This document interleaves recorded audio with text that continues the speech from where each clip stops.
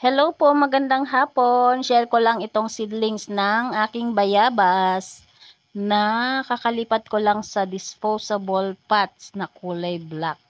Ayan na maliliit. Maliliit pa siya guys. Ayan. Seedlings po ng bayabas ng guava. Hindi ko po alam kung ito yung tinatawag na guava apple or guapol. Sa tingin ko mas malalaki po yung bunga nito kaysa sa apple or guava apple. Ayan. Ang cute nila guys. Oh, very healthy. Ayan po, nasa screen po yung aking picture na may hawak akong bunga ng bayabas. Ganyan po kalalaki ang bunga niyan. Ayan, may seedlings na po.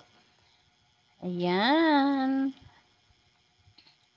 Soon, pwede pong kung sino po yung interested dyan, PM lang. Pero sa ngayon, hindi pa po pwede kasi sobrang liliit pa nila. Pwede pang madeds. Ayan.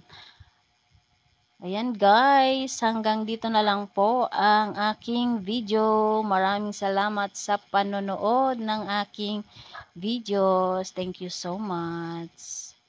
Ayan guys, ang healthy nila merong 9 pieces na seedling.